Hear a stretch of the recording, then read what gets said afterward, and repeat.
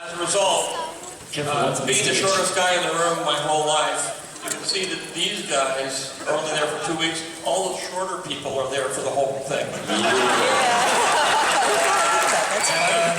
What's this deal about diving to the floor every time the lights go out? Somebody saying, "Here comes George! Here comes George!" That's what we do. Yeah, That's how we work.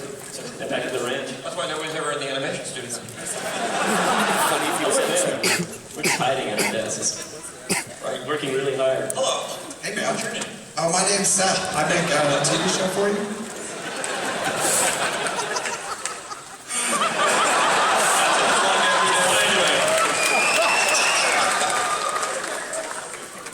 So what's it like working with us? The most often asked questions I get is at noon every day when I'm riding with these guys, is that, why do you leave at noon? Don't you think it's obvious? It only takes so much. Can you imagine me locked in? This is only maybe a third of the group. Can you imagine being locked in a room with these guys all day long? Does it get annoying because we're always asking you questions, trying to get like information? Yeah, we've asked George every question we ever wanted to know about Star Wars at this point, and we've gotten the full rundown, and we're very thankful that we get that opportunity. And that is probably the most fun, is just sit with you and going through books of the stuff that you made up and saying, oh, let's use that. Yeah, and saying you can't do that. When you see this, this one, that's when we say you can do anything you want. So this one is just definitely off the charts. It's only to have fun, and you obviously can't take Seth seriously. That's been the mandate at every turn, is just have fun with it, like make it more fun, make it more silly, and never. I emphasize this, like never in a way that's disrespectful to any of the lore, but always in a way that just gets you with the stuff that you know. But I think it's accessible to people that have never seen it too. Like when you say that it works for people that have never seen Star Wars. People like it. You guys like it?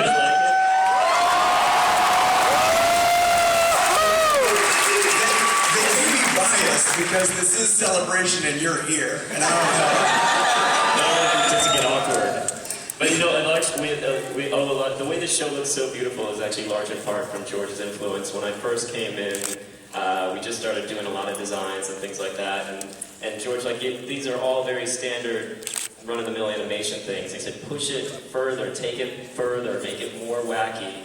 And at the time I was reluctant because I didn't know how to do that until I started working with George. And then we just took it to the extreme, and thank you very much, because it looks very nice. And George called me to his office actually one time, and I was like, oh, we're going to George's office.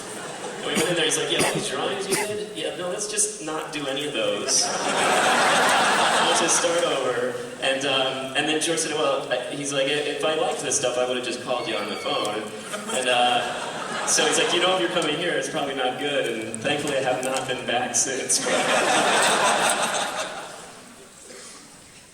Yeah, you know you intimidate people when they don't know you. What? It's funny He's though. afraid of me. No, not now. Whatever you want.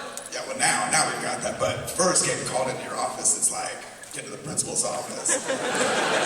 Actually, it was more like going to it was like George has the Jarek table, the actual figures from the stop motion. With the stop motion puppets from the original Star Wars. Yeah, but after one writers meeting, you know, they were throwing spitballs all over the room and jumping on the tables, and and somebody said, "Hey, wait! The teacher's in the room." Said, "Why do we care?" We did get pretty wild after We were a kind of while. like this.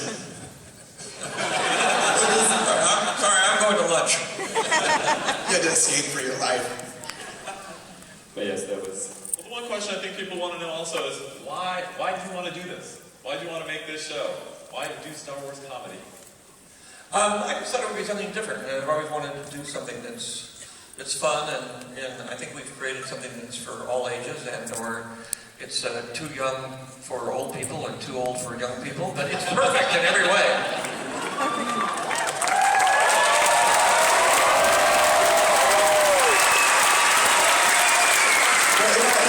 In all fairness, you've never been known for creating run-of-the-mill things. Like, you've never been known for creating things that somebody already did. It's always been some kind of innovation. Yeah, we've always been a little bit outside the box, but this is so far outside the box, It's a new box. A space shopping mall. Well, I